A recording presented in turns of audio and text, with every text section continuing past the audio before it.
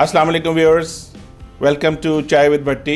आज हम आपको दुनिया के उस हिस्से की सैर कराएंगे जिसको शायद बहुत कम लोग जानते हों। मैं बात कर रहा हूं कज़ाकिस्तान की। आज हमारे साथ राव खालिद मुस्तफ़ा ख़ान साहब तशरीफ़ रखते हैं। Welcome to my show sir. आप हमारे साथ बात करेंगे उस हिस्से की जिसके वाकई पाकिस्तान में बहुत कम लोगों का अवेयरनेस है। कज़ाकिस्तान की मैं बात कर रहा हूँ। आप माशाल्लाह उसके काउंसिल जनरल हैं and I would like to discuss with you of course Kazakhstan, but let's start with you first कि खालिद भाई कौन हैं। खालिद भाई, let's go back to your बचपन। Please tell me who you are. आप कैसे थे, आपका बचपन क्या था, कहाँ से आप बिलोंग करते हैं, और फिर हम इस जो है ना इंटरव्यू को आगे लेके चलेंगे इंशाल्लाह। बिस्मिल्लाहिर्रहमानिर्रहीम। सबसे पहले तो भट्टी साहब आपका बहुत शुक्रिया कि आपने मुझे यहाँ पे इनवाइट किया, और माशाल्लाह ये सारा कुछ आपका सेटअप देख के मुझे दिली खुशी हुई कि आप जिस तरीके से ये काम कर रहे हैं। मेरा, जैसे आपने तारुफ करवाया, कि मेरा नाम राव खालिद मुस्तफ़ा ख़ान है और मैं ऑनरी कौंसल जनरल हूँ कज़ाकिस्तान का, सेंट्रल एशिया का जो सबसे बड़ा मुल्क है। तो मेरा बैकग्राउंड ये है कि मैं बाई बर्थ हम लोग ओकाड़ा में पैदा हुआ। उसके बाद एजुकेशन जो है स्कूलिंग वो प्रेजेंटेशन कॉन्वेंट वास से की हुई। उसके बाद एफसी कॉलेज में, और एफसी कॉलेज के बाद एक अपना कैरियर का सिलसिला शुरू हुआ। मैंने ज़िंदगी में 3 केमिकल की इंडस्ट्री लगाई, और बड़े उनको, एक अतार में, एक चूनिया में और एक पोर्ट कासम पे, और 27-28 साल मैंने बड़े सक्सेसफुली उनको रन किया। और मैं उसके बाद कज़ाकिस्तान के साथ मेरा कुछ ट्रेडिंग का बिज़नेस, लैंडिंग का बिज़नेस कर रहे थे, तो इन्होंने मुझे सेलेक्ट किया, इनकी गवर्नमेंट ने, इनके फॉरेन मिनिस्टर ने, मिनिस्ट्री ने, और इन्होंने मुझे ऑफ़र किया कि जी आप हमारे यहाँ पे ऑनरी कौंसल जनरल बने। तो मैंने पिछले 3 साल से मैं इनका पंजाब में ऑनरी कौंसल जनरल हूँ।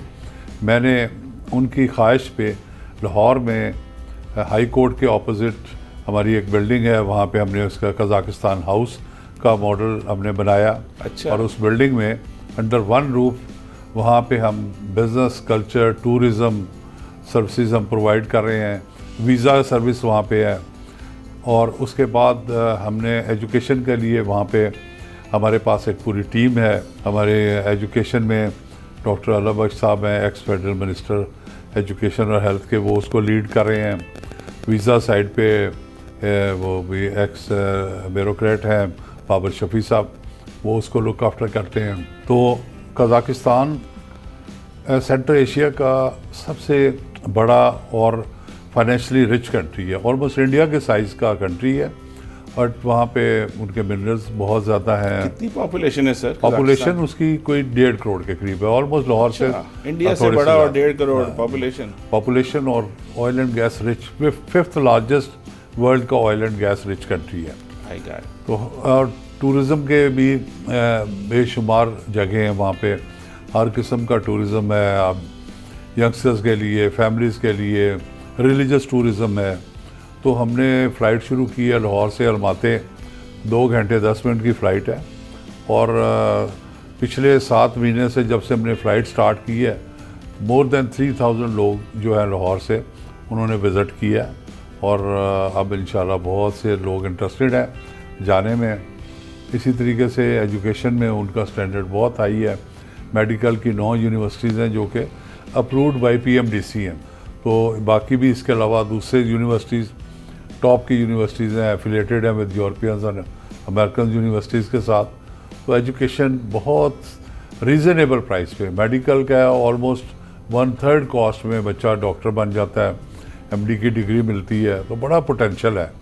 बट जैसे कि आपने कहा कि लोगों में अवेयरनेस नहीं थी अबाउट कज़ाकिस्तान। बिज़नेस के बेशुमार पोटेंशियल्स हैं। अच्छा। हमारे पास डिफरेंट चैम्बर्स के लोग आते हैं, हम उनको विज़िट करते हैं। मैं और हमारे एम्बेसडर हैं मिस्टर यज़ान क्रिस्टोफन।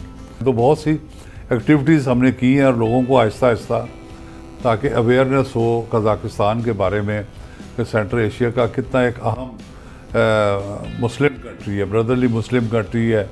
वो लोग हनफी सुन्नी मुस्लिम हैं 95%, और पाकिस्तान से बहुत मोहब्बत करने वाले हैं। तो इसलिए मैं दावत दूंगा आपको भी इंशाल्लाह कि आप भी ज़रूर जाएं तो देखें। लाजमी लाजमी। जी। तो सर ये जो है आपके अपना as you are saying about Kazakhstan, तो कौन कौन सी उसके बड़े शहर हैं जो मतलब 15 मिलियन पॉपुलेशन तो कुछ भी नहीं है सर। 15 मिलियन पॉपुलेशन बहुत थोड़ी है, बट इस वक्त वहाँ पे फॉरेनर्स भी बहुत ज़्यादा आ रहे हैं। अच्छा। अमेरिकन भी आ रहे हैं, यूरोपियंस भी आ रहे हैं। रशियन यूक्रेनियन वॉर की वजह से रशिया पे जो सैंक्शन लगी तो बेशुमार मोर दैन 600 कंपनीज वो उन्होंने अपने हेड ऑफिस शिफ्ट किए हैं वहाँ पे कज़ाकिस्तान में। मेन इनके 2 बड़े शहर हैं, कैपिटल इनका आस्ताना है और इनका बिज़नेस हब जो है वो अलमाते है। अलमाते बहुत बड़ा बिज़नेस सेंटर है और वो ओरिजिनल जो सिल्क रूट है उस पे है। अच्छा अच्छा। ओरिजिनल जो सिल्क रूट चाइना से आ रही है उसके ऊपर वो वाक़ है और थ्रू वहाँ से लिंक कर दिया हुआ है सिल्क रूट को, अप टू यूरोप तक वो जा रहे हैं बाई ट्रेन, बाई रोड, वो सारा लिंक हो गया। तो बहुत पोटेंशियल है बिज़नेस के, बहुत ज़्यादा पोटेंशियल है। तो हम अगर कोई जो भी इंटरेस्टेड होता है हमारे पास आता है तो हम उनको गाइड करते हैं। कौन सी लैंग्वेज यूज़ हो रही है? मतलब लैंग्वेज देखिए, उनके ओरिजिनल लैंग्वेज तो उनकी अपनी कज़ाक लैंग्वेज है, बट रशियन बोली जाती है। इंग्लिश भी काफ़ी हद तक, स्पेशली यंगस्टर्स, और बड़ी स्पीड के साथ में वो लोग इंग्लिश, बट स्टडी का जो वो है वो इंग्लिश मीडियम है। मोड ऑफ टीचिंग जो इंग्लिश। अच्छा। तो सर ये जिस तरह मैं काफ़ी सारे दूसरे मुल्कों में तो लाजमी गया हूँ अपना, let's compare it with Azerbaijan. Azerbaijan को काफ़ी लोग जानते हैं, दुनिया जानती है। Even you know direct JFK की फ़्लाइट है नहीं अमेरिका की। तो ये जो कज़ाकिस्तान है और आज़रबाईजान है, इसको अगर हम एप्पल्स टू एप्पल्स कंपेयर करें क्योंकि नेबर्स ही हैं, तो क्या क्या समझते हैं आप उसके बारे में? देखिए, मैं किसी को क्रिटिसाइज तो नहीं करता, बट ये सब छोटे छोटे मुल्क हैं, इनकी इकॉनमीज़ बहुत, सारे सेंट्रल एशिया की, मैं आज़रबाईजान की नहीं बात कर रहा, अगर सारे सेंट्रल एशिया की इकॉनमी को मिला के भी कई मेरे ख्याल 3-4 टाइम्स ज़्यादा इनकी इकॉनमी है का साइज। अच्छा। तो ये कोई कंपैरिजन नहीं है उसमें। आप उस सेंस में अगर करें वो, मैं किसी, वो भी ब्रदरली मुस्लिम कंट्री है, बट ये है कि वो एक बड़ा लिमिटेड, एक बाकू तक की लिमिटेड, ये तो पूरी एक ऑलमोस्ट इंडिया के जितना मैंने बताया ना जी साइज में, मोर देन 8000 किलोमीटर रशिया के साथ बॉर्डर है, 4000 के करीब इनका चाइना के साथ है। तो एग्रीकल्चर है, एग्रीकल्चर लैंड्स हैं, मतलब आई मीन हर चीज़ वहाँ पे प्रॉपर एक कंट्री है वो, एक लैंडलॉक्ड कंट्री है। लैंडलॉक कंट्री है, सेंट्रल एशिया का सबसे बड़ा दुनिया का बल्कि सबसे बड़ा लैंडलॉक कंट्री है। अच्छा, दुनिया का सबसे बड़ा लैंडलॉक कंट्री है। तो आपकी माशाल्लाह कितनी ट्रैवलिंग है वहाँ पे? हमारी बड़ी फ्रीक्वेंट ट्रैवल होती है, as and when required meetings वगैरह ये वो उसमें। तो जिस तरह हमारे मुल्क को अल्लाह ताला ने हर चीज़ से नवाजा है, ऑफ कोर्स वहाँ पे सी तो नहीं है, लेकिन इसी तरह पहाड़ और ख़ूबसूरत लोग और मेरा मतलब है minerals and everything, the way Pakistan is full of everything. Of course, the sea is not there, but how do you define Kazakhstan in terms of tourism, connected with tourism? देखिए, टूरिज़म का में बहुत ज़्यादा पोटेंशियल है। मैं तो ये कहूँगा चीप है। आपने अगर लंदन जाते हैं या दुबई जाते हैं, यूरोप बहुत एक्सपेंसिव है, आप उससे बहुत कम कीमत में, आप यहाँ से 2 घंटे की फ़्लाइट है, अलमाते जाएँ, आप उसको कंपेयर कर सकते हैं। अलमाते को आप लंदन के साथ आप कंपेयर कर सकते हैं। अच्छा जी। आप पूरा शहर, लाहौर जितना बड़ा शहर है, और मैं ये कहता हूँ आपको पूरे शहर में एक टिश्यू पेपर नहीं नज़र आएगा, ऐसे है। तो वो इतना नीट एंड क्लीन, और लोग यूरोपियन स्टाइल से रहते हैं वहाँ पे लोग, और बड़े हम्बल और पोलाइट है, ज़ीरो क्राइम रेट है। मैं समझता हूँ कि हॉलीडेज़ के लिए बहुत ही अच्छी जगह है, फैमिली के साथ, फ्रेंड्स के साथ, जिस तरह चाहे, बेशुमार जगह। जो आपको चीज़ अमेरिका में, यूरोप में मिलेगी वो यहाँ पे आपको उसमें अवेलेबल होगी। तो जब हम ट्रेड की बात करते हैं, आपके ख्याल में, आप माशाल्लाह 3 साल से इस मुल्क के साथ, और शायद उससे भी पहले के, लेकिन being an honourable council general, आप जब से आप इनके साथ मुंसलिक हैं, आप क्या समझते हैं कि कौन सी चीज़ है जो इस मुल्क से कज़ाकिस्तान जा सकती है और कज़ाकिस्तान से हम वाइस वर्सा इधर ला सकते हैं? देखिए, जो यहाँ से जा सकती है, मैंने बताया कि कज़ाकिस्तान की पॉपुलेशन थोड़ी है जी, उसके डिपेंड नहीं, बट ये है कि वहाँ के थ्रू आप पूरी सेंट्रल एशिया की मार्केट, यूरेशियन कंट्रीज़ हैं 5, ठीक। उसमें कजाकिस्तान भी है, रशिया भी है, बेलारूस है, यूक्रेन है और किर्गिस्तान, इनकी फ्री ट्रेड है। आप वहाँ से बैठ के आप ट्रेड कर सकते हैं इन किसी भी कंट्रीज़ में। तो बहुत ह्यूज मार्केट है। यहाँ से जो चीज़ें जा सकती हैं, एग्रीकल्चर प्रोडक्ट्स जा सकती हैं, उसमें किन्नू है, मैंगोज़ हैं, उसमें पोटैटो है, फ्रूट वेजिटेबल्स हैं, कैरेट है, गाजर है, प्याज है। तो ये भी बहुत सी एक्सपोर्ट हो रही हैं। इसके अलावा मेडिसिन्स में बहुत ज़्यादा जा रही हैं, टेक्सटाइल में बहुत ज़्यादा टेक्सटाइल जाते हैं, राइस जाता है हमारा। तो पूरे जो बेशुमार आइटम्स हैं जो कि यहाँ से एक्सपोर्ट हो रही हैं और ज़्यादा उसमें पोटेंशियल है। इसी तरीके से वहाँ से सोयाबीन आ रहा है, सनफ्लावर ऑयल आता है, मिनरल्स आ रहे हैं, केमिकल्स आते हैं। तो एक लंबी लिस्ट है जिसका जो फिर स्टील है। तो इस तरह वहाँ पे उनके पास मिनरल्स बहुत ज़्यादा हैं। यूरेनियम दुनिया का सेकंड लार्जेस्ट यूरेनियम है, सारा टोटली अमेरिका जाता है, उनकी मेन बायर अमेरिकन हैं। तो इस तरह ऑयल एंड गैस में कॉपर है, गोल्ड है, उनकी बेशुमार चीज़ें। फिर जिसका जो बिज़नेस में इंटरेस्ट होगा तो वो हमारे पास लोग आते हैं, हम फिर उसके इंटरेस्ट के मुताबिक उनको प्रॉपर गाइड करते हैं कि भाई आपको बिजली वहाँ पे ऑलमोस्ट 0.03 सेंट है रेट है, गैस का 7 सेंट के करीब उसका गैस का रेट है, 70 सेंट। तो बहुत ऑलमोस्ट चीपेस्ट पॉसिबल है।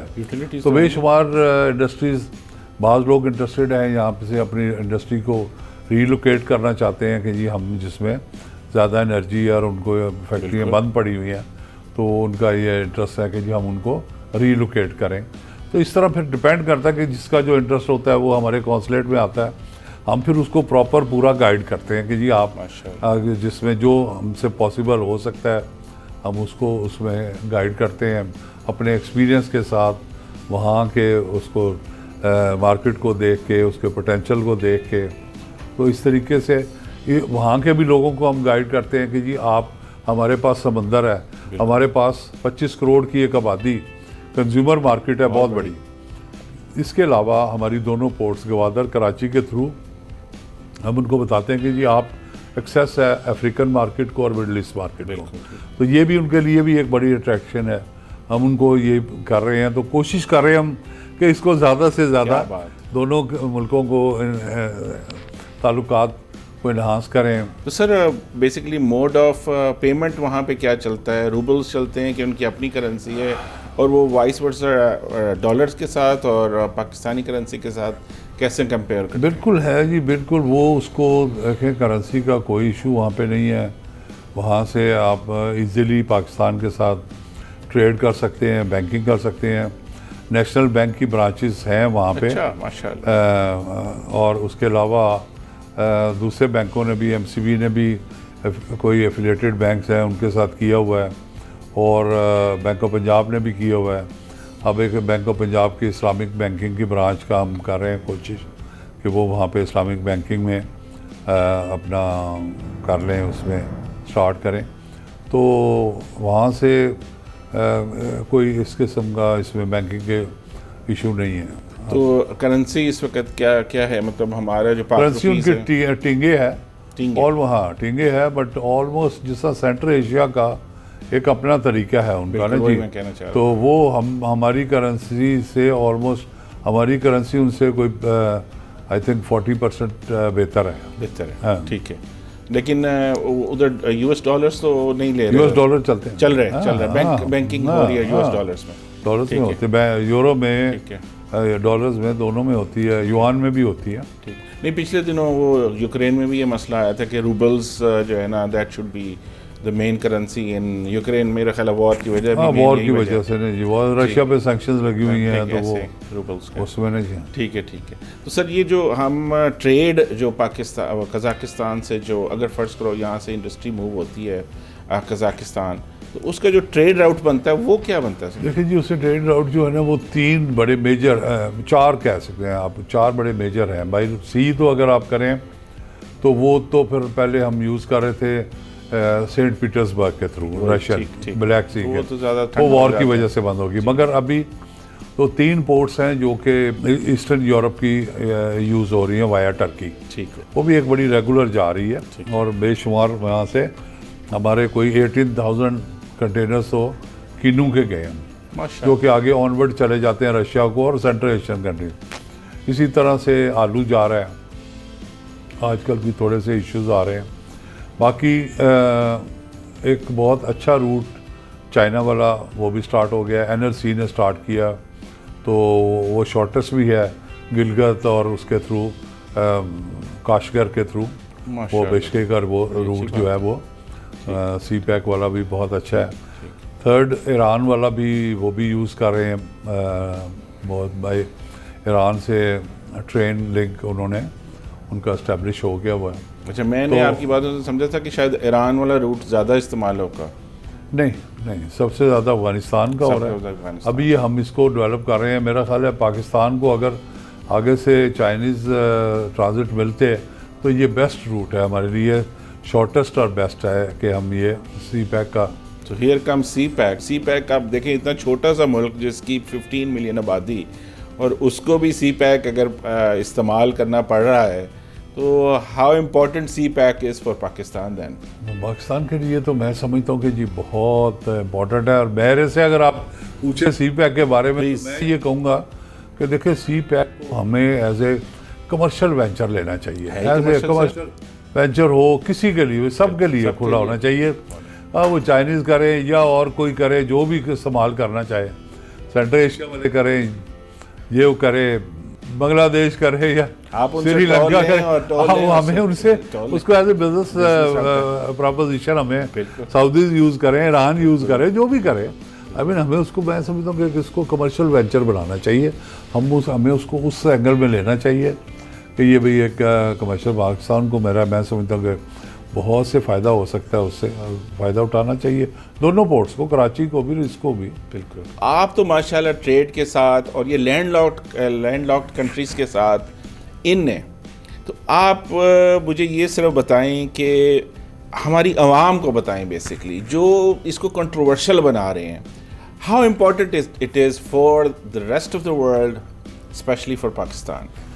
देखिए, आप इस चीज़ से अंदाज़ा लगा लें सी पैक की इम्पोर्टेंस का कि रशियंस जो हैं वो उन्होंने इसको अफगानिस्तान में जो आए, बेसिक तो उनके था कि वो एक्सेस हो अप टू वार्म वाटर, ठीक है ना जी। इतनी उसकी इम्पोर्टेंस को तो अब सेंट्रल एशिया के लिए तो इतनी इम्पोर्टेंट चीज़ है कि अफ्रीका की बहुत बड़ी मार्केट है और उसको तक वो सब पहुंचना चाहते थे। मैं समझता हूँ कि सी पैक बहुत इम्पोर्टेंट है, बहुत डीप सी है, हम उसका बहुत सा फ़ायदा, मगर उसको हमें एज ए कमर्शियल वेंचर लेना चाहिए। हम किसी को लिंक नहीं करना चाहिए कि जिस स्पेसिफिक जैसे चाइना ने बनाया तो उनके साथ लिंक है। इसको हम ओपन करें, पूरी दुनिया के लिए ओपन कर देना चाहिए। मैं पर्सनली ये समझता हूँ एज ए बिजनेसमैन भी कि हमें इसका पूरा फ़ायदा उठाना चाहिए। ना सिर्फ सी कराची, पोर्ट कासिम का भी करना चाहिए। पोर्ट कासिम भी बहुत है, मतलब उसमें दोनों पोर्ट्स को हम अपने उसका हमें फ़ायदा उठाना चाहिए। मैं समझता हूँ उसमें चाइना हो या सेंट्रल एशिया हो या फार ईस्ट हो या जो भी यूज़ करना चाहते हैं इस रूट को, सऊदीज़ यूज़ करना चाहते हैं, ईरान यूज़ करना चाहते हैं, तो हमें तो बहुत सी ओपनिंग मिल सकती हैं। इसके इसी चीज़ का हम फ़ायदा उठा सकते हैं। दुनिया देखिए ना, दुनिया सारी ओपन हो रही है इसी तरीके से। जी अब उसको वहाँ से रशिया से और कज़ाकिस्तान से चाइना ने जो ओरिजिनल सिल्क रूट है उसको डेवलप किया। असल सी पैक तो उनका वही है। ये तो इनके लिए जस्ट एक, मैं समझता हूँ कि एक बहुत बड़ा मामूली सा है। मेन जो सिल्क रूट जिस पे उन्होंने ट्रिलियंस ऑफ डॉलर कज़ाकिस्तान से गुजरते अलमाते से बेशुमार इन्वेस्टमेंट वो वहाँ पे कर रहे हैं। तो हमें भी अपना इसको, मैं समझता हूँ कि इसको ओपन कर देना चाहिए, अथॉरिटी बना दें और सबके लिए ओपन कर दें। ऐसी है सर, जैसे आप देख लें, अब एक नॉर्थ अमेरिका जो है, America itself, United states of America is an island. उसको सिर्फ दो तरफ से रास्ता आता है, एक मेक्सिको से आता है और एक कनाडा से आता है, और दोनों तरफ से जब ट्रक एंटर होते हैं तो वो अमेरिका की सड़क यूज़ करने का अलग टोल देते हैं। सही है। तो इसी तरह पाकिस्तान की सड़क यूज़ करने का आप टोल लें, और इस शाहराह को खोलें दुनिया के लिए। बिल्कुल सही है, बिल्कुल सही है। हमें तो इसमें बेशुमार फ़ायदा इसमें एज ए कंट्री हो सकता है, तो इसकी बड़ी इंपॉर्टेंस है और मैं समझता हूँ कि ज़रूर फ़ायदा उठाना चाहिए और अटैच ना करें किसी के साथ भी, ना ओपन करें इसको। बिल्कुल सही। सर आप मुझे ये बताएं खालिद भाई कि हमारे मुल्क में इस वक्त कुछ 65% is comprised of youth that is highly talented. Of course Pakistan में जैसे आपने पहले भी अर्ज़ किया कि कुछ वजूहात की वजह से हमारा टैलेंट जो है वो बाहर जाना चाहता है। How can Kazakhstan play a role in their lives कि वो यहाँ से, जैसे आपने अभी फरमाया कि medical medicine it's a big thing, so medical students can go and become doctors over there. पहले तो उनका मुझे बताएं कि वो जो डॉक्टर हैं वो दुनिया में माने जाएंगे, वो पाकिस्तान में माने जाएंगे, और दूसरी हमारी यूथ को थोड़ा सा गाइडेंस करें कि जो नहीं यूरोप जा सकता, जो नहीं यूनाइटेड स्टेट्स जा सकता, वो किस तरह जो है इन मुल्कों में जाके स्किल लेके और अपने पाकिस्तान के लिए या रेस्ट ऑफ द वर्ल्ड के लिए एक बेहतर शख्स बन सके, एक बेहतर सिटीज़न बन सके। How can that be possible in Kazakhstan? बहुत अच्छा क्वेश्चन है आपका। देखें, जहाँ तक है ना मेडिकल का ताल्लुक, जी मेडिकल में मैं ये एडवाइस करूँगा क्योंकि वहाँ पे ये एमडी की डिग्री दे रहे हैं 6 इयर्स की, MBBS की नहीं, एमडी की डिग्री विद हाउस जॉब। अच्छा, अगर बच्चा या बच्ची वहाँ से एमडी की डिग्री लेगा, वो वर्ल्ड हेल्थ ऑर्गेनाइजेशन से अप्रूव्ड हैं, उनको बेशुमार यूरोप में और अफ्रीकन कंट्री, मिडल ईस्ट में उनको स्ट्रेट अवे जॉब एंटाइटलमेंट है। एमडी की डिग्री है, हाउस जॉब किया हुआ है, एक्सपीरियंस्ड है। इसके अलावा बाकी कई मुल्कों ने का वहाँ पे लोकल एग्ज़ाम, पाकिस्तान में बेशक कोई अमेरिका से पढ़ के आए या इंग्लैंड से, उसको यहाँ पे एक एग्ज़ाम दे के क्लियर करके और फिर वो डॉक्टर की प्रैक्टिस कर। इसी तरीके से एमडी की डिग्री के बाद, क्योंकि वो एजुकेशन सिस्टम अमेरिकन और यूरोपियन एमडी, तो उनको वहाँ पे बहुत सारी आसानी हो जाती है। मैं बड़े फ्रीक्वेंटली अमेरिका और कनाडा ट्रैवल करता हूँ, मुझे वहाँ पे बेशुमार लोग मिले जिनके पास एमडी की डिग्री है और वो क्लियर नहीं कर सके वहाँ पे एग्ज़ाम, बट उनको अगर डॉक्टर की इतनी सैलरी नहीं मिलती तो थोड़ी कम मिल जाती है, बट उनको डेफिनेट हॉस्पिटल्स में, एडमिनिस्ट्रेशन में फिट इन हो जाते हैं।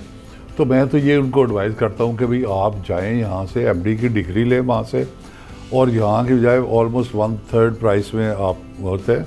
मुस्लिम कंट्री है, हलाल फूड है, बच्चियों के लिए अलग हॉस्टल है, लड़कों के अलग है, अच्छा माहौल है, अच्छी एजुकेशन है, वो ज़रूर तालीम करनी चाहिए।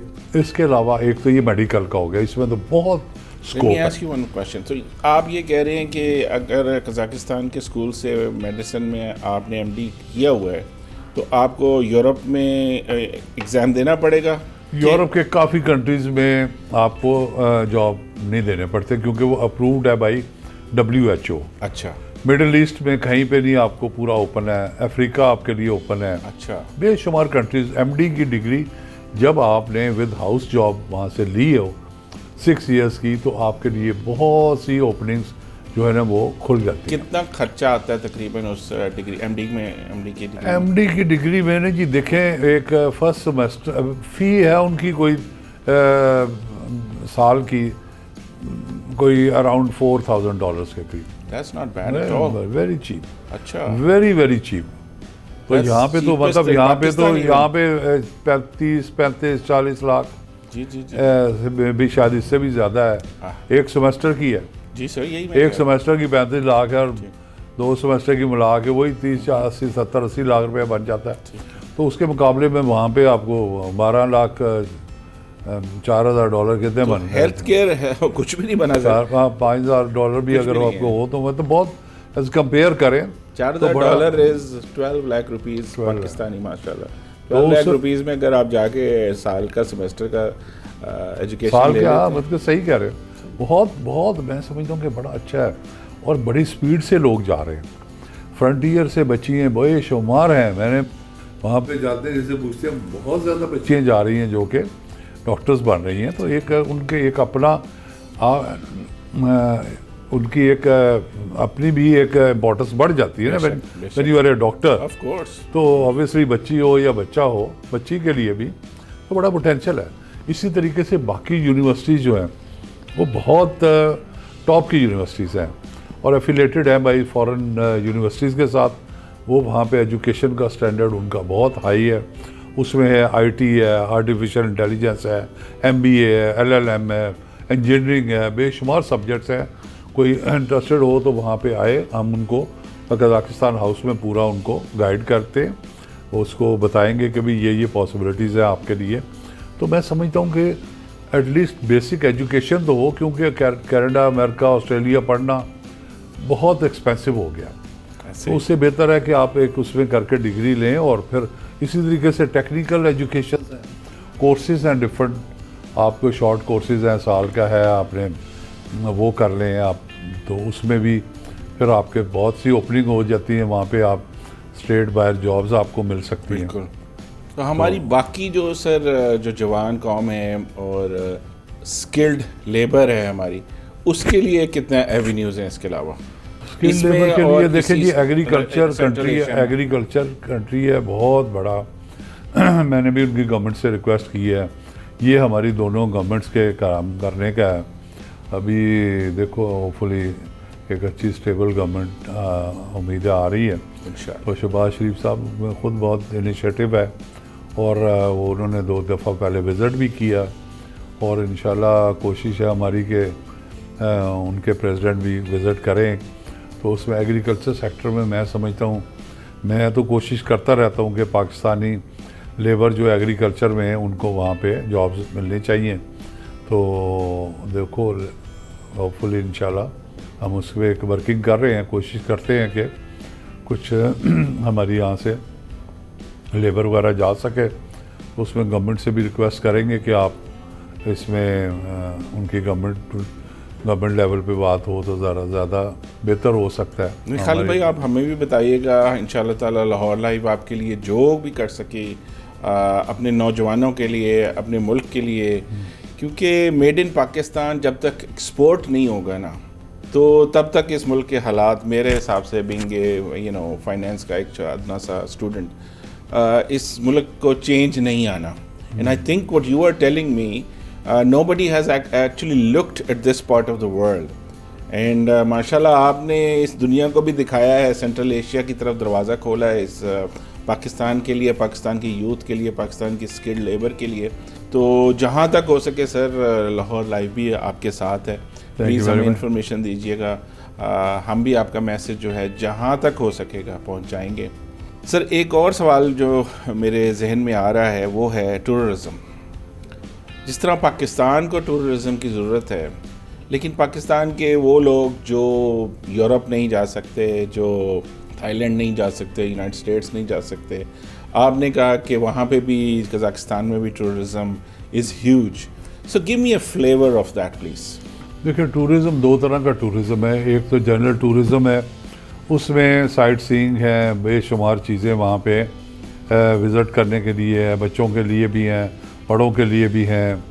आप माउंटेन्स हैं, वहाँ पे सीनरीज हैं, म्यूज़ियम्स हैं, एक हिस्ट्री है एक उनकी अपनी।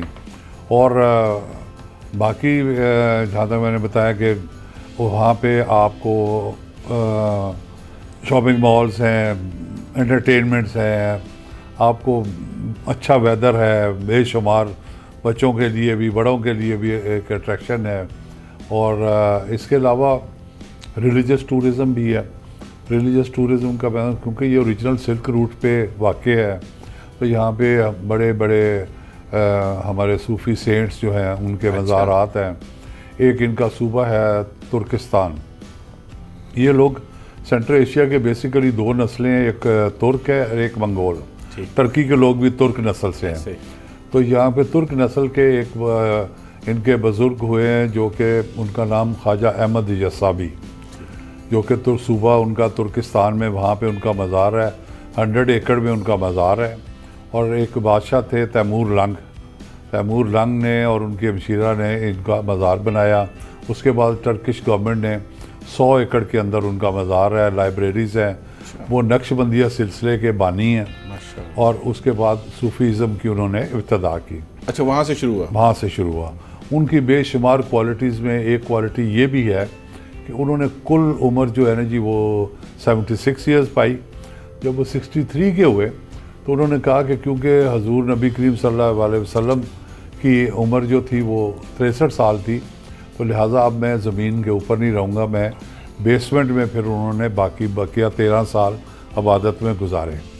तो हमने तुर्किस्तान को, और लाहौर भी क्योंकि सूफिया कराम का शहर है, नगरी है, दाता हजूर की नगरी है, तो हमने लाहौर को और तुर्किस्तान को ट्विन सिटी डिक्लेयर करवाने के लिए हम उस पर वर्किंग कर रहे हैं। हमने गवर्नर साहब के प्रेजेंस में एक MOU साइन किया लास्ट ईयर, तो हम उस पर वर्किंग कर रहे हैं। तो होपफुली इंशाल्लाह तुर्किस्तान और लाहौर जुड़वा शहर जो है ना जी, वो इसको हम बना देंगे। तो इंशाल्लाह उसकी वजह से एक रिलीजियस टूरिज़म जो है वो उसमें भी बहुत बड़ी अट्रैक्शन है कि वो लोग जो कि नक्शबंदिया सिलसिले से ताल्लुक़ है उनके लिए तो और बहुत ज़्यादा एक अट्रैक्शन बन जाती है। तो टूरिज़म बहुत ज़्यादा, अभी जो भी गए हैं वहाँ पे 3,500 के करीब बंदे लोग लाहौर से जा चुके हैं, और सभी ऑलमोस्ट मेजॉरिटी वो ये चाहते हैं कि जी हम बहुत रेगुलर यहाँ पे विज़िट किया करेंगे, अपनी फैमिलीज़ को लेके जाएंगे, फ्रेंड्स के साथ जाएंगे। तो बेशुमार बड़ी अट्रैक्शन है और बड़ी चीप है, बहुत इकोनॉमिकल है। आप कज़ाकिस्तान हाउस में आएंगे, आपको वीज़ा भी वहाँ से मिल जाएगा और आपको टूर्स पैकेजेस भी मिल जाएंगे, बड़े सस्ते और बड़े अच्छे पैकेजेस हैं टूर के लिए। तो अभी ये मिलर ट्रैक्टर्स वाले गए हुए थे, पूरा इनका, और बाकी बड़ी बड़ी कंपनीज रेगुलर जाती रहती हैं। अच्छा। ग्रुप्स जाते हैं, फार्मास्यूटिकल वाले, तो ग्रुप्स की शक्ल में भी जा रहे हैं, इंडिविजुअल्स भी जाते हैं, दोस्त भी जाते हैं। तो टूरिज़म बहुत अच्छा है। तो ये सर इस वक्त आपने फरमाया कि एक फ़्लाइट जा रही है हफ्ते में लाहौर से, तो PIA की फ़्लाइट जा रही है कि कज़ाक एयर की? स्कॉट एयर की फ़्लाइट जाती है और PIA की जाती थी पहले। होपफुली अब अल्लाह करे दोबारा शुरू हो, PIA भी जानी शुरू हो। तो स्कॉट एयर इस वक्त अंदाज़न कितना फेयर ले रही है? स्कॉट एयर इस वक्त फेयर है कोई तकरीबन डॉलर से लिंक होता है, बट तकरीबन 1,25,30 के 1,25,30,000 रिटर्न टिकट है। Not bad sir, not bad. मतलब 65,000 की तो इस वक्त कराची की टिकट है। वन वे या रिटर्न? सर रिटर्न तो ऑलमोस्ट मतलब कल ही मुझे कोई बता रहा था कि इस वक्त कराची की 65,000 रुपए की हुई है। तो अगर आप कज़ाकिस्तान की सैर कर रहे हैं, कज़ाकिस्तान की सैर बड़ी ज़बरदस्त सैर है। आप जाएँ 2 घंटे कितना कराची जाएँ, आपको एक नई दुनिया, बड़ा ज़बरदस्त आप इंजॉय करेंगे। आप बच्चों के साथ, फ्रेंड्स के साथ जाएँ तो एक बहुत अच्छा, वहाँ पे गर्मियाँ आ रही हैं, बड़ा पोटेंशियल, बड़ा मज़ा। अच्छी वेदर सर, वेदर जो है वो किस वेदर जो है ना जी, जो मुख्तलिफ नॉर्थ में सर्दी होती है, बट अदरवाइज सर्दियों के 2 महीने ज़रा सख्त है, बट अदरवाइज तो बहुत अच्छा वेदर है, एबटाबाद की तरह का, अलमाते का है। और हाँ, बहुत अच्छा, बड़ा प्लेजेंट। तो अपने भी नॉर्थ में बहुत होती है, तो नॉर्थ में तो सर्दी होनी है जी। तो बड़ा बहुत प्लेजेंट है, बहुत आप इंजॉय करते हैं, आप वॉक करते हुए बाहर, बड़ा अच्छा, अच्छी आउटिंग है, बहुत सी चीज़ें आपको ना जी। तो वहाँ पे इंशाल्लाह वो देखने को भी मिलेंगी, एंजॉय करेंगे। तो सर ये जो हमारा, अगेन मैं वही सवाल करूँगा कि कौन कौन से प्रोफेशन हैं, थोड़े से मुझे ज़रा एलैबोरेट करते हैं कि कौन कौन से प्रोफेशन हैं जिनको हम लाहौर लाइव के चैनल के थ्रू अपने चाय विद भट्टी के प्लेटफॉर्म से बताएं कि कज़ाकिस्तान एक वो जगह है जहाँ पे आप जाके ये अपना करियर शुरू कर सकते हैं। तो वो थोड़ा सा मुझे ज़रा बताइए अपनी यूथ के लिए। देखिए यूथ के लिए मैं तो ये कहूँगा medical number one medical MD की डिग्री 6 इयर्स की विद हाउस जॉब ज़बरदस्त है, और बहुत सी ओपनिंग। हेल्थ केयर के सारे रिलेटेड लाइक पैरामेडिक्स और नर्सिंग और अदर रिलेटेड वो भी हैं पैरा मेडिकल के लिए भी हैं। उसके अलावा आपके पास बाकी जो दूसरे शोबे हैं, आर्टिफिशियल इंटेलिजेंस को बहुत अच्छा, आप उस इंजीनियरिंग के लिए बहुत अच्छा, मर्चेंट नेवी के लिए अच्छा, उसके लिए बहुत अच्छे को डिप्लोमास हैं। उसके अलावा MBA है, LLM है, तो इस तरह सब्जेक्ट्स बेशुमार इंजीनियरिंग में, और कई स्पेशलाइज्ड सब्जेक्ट्स हैं इंजीनियरिंग में जो कि किया जा सकते हैं। और जो हमारे मतलब जिन लोगों के पास एजुकेशन नहीं है वो किस तरह कज़ाकिस्तान तक पहुंच सकते हैं, या कज़ाकिस्तान उनके लिए रोज़गार फराहम करने का एक ज़रिया बन सकता है? लेकिन उसमें ये है कि उनको ऑब्वियसली वर्क परमिट वगैरह चाहिए होता है। उसका तो एक सर्टेन एक प्रोसीजर है ना कि आपको वहाँ पे जॉब हो तो फिर वो आपको वर्क परमिट इशू करें। तो उसमें वही प्रोसेस है जो कि बाकी मुल्कों में होता है कि आपने वहाँ पे पहले जॉब हो, फिर उसका C5 वीज़ा, उनका वो वर्क परमिट मिलेगा, तो फिर हम उसका वीज़ा लगा देते हैं। यहाँ से जो आता है किसी जॉब लेके तो हम कज़ाकिस्तान वहाँ से आते हैं, तो हम डॉक्यूमेंट्स अगर उसके होते हैं तो बेशुमार लोग आते हैं, हम उनको एंटरटेन करते हैं। आई मीन अगर सही हो तो हम किसी को नहीं, कोई इशू नहीं होता, कोई सिफारिश की ज़रूरत नहीं है, कोई हिडन चार्जेस नहीं है, कुछ नहीं।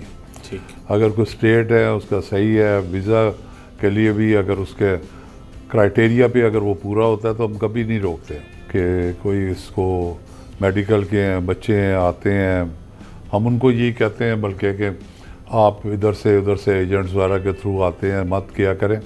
जब एक फैसिलिटी है आप एम्बेसी फ़ोन करें या अदर करें और डायरेक्ट उनके थ्रू करें ताकि कोई आपको जो हिडन कॉस्ट पे करनी पड़ रही है जो मार्केट में, उसको अवॉइड करें।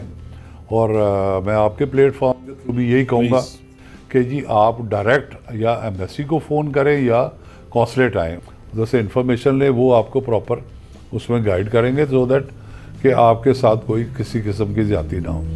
Thank you very much Khalid भाई, आपने माशाल्लाह इंफॉर्मेशन दी है, वो इंफॉर्मेशन जो हमारी यूथ के काम आएगी, इनको करियर बनाने में काम आएगी। आपका बहुत बहुत शुक्रिया, आप चाय विद भट्टी के प्लेटफॉर्म पे आए। इंशाल्लाह ताला जैसे ही आपने कहा है कि फरमाया है कि ये इंफॉर्मेशन पाकिस्तान को पहुंचाएं, हमारी यूथ को पहुंचाएं, इसी तरह ही होगा जी। Live with Bhatti is here for you, for Kazakhstan and for Pakistan. Thanks a lot. Thank you.